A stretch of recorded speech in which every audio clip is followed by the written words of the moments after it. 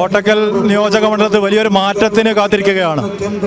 10 വർഷക്കാലത്തെ വികസന മുരടിപ്പിന് ജനം അവരുടെ കോട്ടക്കൽ മണ്ഡലത്തിലെ ലക്ഷക്കണക്കിന് വോട്ടർമാർ അവരുടെ പ്രതിഷേധം രേഖപ്പെടുത്താനിരിക്കുന്ന തെരഞ്ഞെടുപ്പായി തെരഞ്ഞെടുപ്പ് മാറും.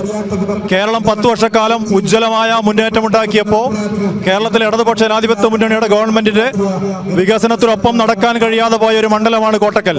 കോട്ടക്കലിന്റെ അടിസ്ഥാന പ്രശ്നങ്ങൾക്ക് കഴിഞ്ഞ 10 വർഷക്കാലത്തേലും പരിഹാരം കാണാൻ കഴിയാത്ത ജനപ്രതിനിധിയോട് ഈ നാട്ടിലെ മനുഷ്യർ പ്രതിഷേധമായി വോട്ട് രേഖപ്പെടുന്ന ഒരു തെരഞ്ഞെടുപ്പായി മാറും. മാത്രമല്ല, ഇടതുപക്ഷ ജനാധിപത്യ മുന്നണി സ്ഥാനാർത്ഥിയായ കെ പ്രീതി കോഞ്ചത്തിന് മണ്ഡലത്തിലെ ജനങ്ങൾ വലിയ സ്വീകാര്യതയാണ് ലഭിക്കുന്നത്. ആ സ്വീകാര്യതയിലെ പ്രധാനപ്പെട്ട ഘടകം കഴിഞ്ഞ 10 വർഷക്കാലത്ത് ഇടപെടാൻ കഴിയാവുന്ന പല പ്രശ്നങ്ങളിലും MLA കാണിച്ച കുറ്റകരമായ നിസ്സംഗതയാണ്.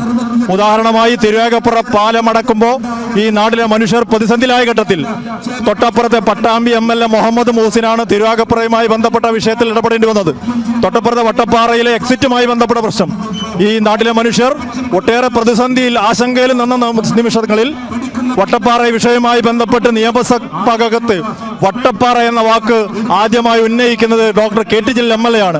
അങ്ങനെ അടിസ്ഥാനപരമായ ഒട്ടേറെ വിഷയങ്ങളിൽ ഇടപെടേണ്ട ഘട്ടങ്ങളിൽ ഇടപെടാതിരുന്ന ആബിദ് ഹുസൈൻ തങ്ങളുള്ള പ്രതിഷേധ വോട്ടായി ഈ വോട്ട് മാറും. വമ്പിച്ച ഭൂരിപക്ഷത്തോടെ പ്രീതി കോഞ്ചത്തിന് ജനങ്ങൾ വോട്ട് ചെയ്യുന്നതിന് ഈ നാട് കാത്തിരിക്കുകയാണ്.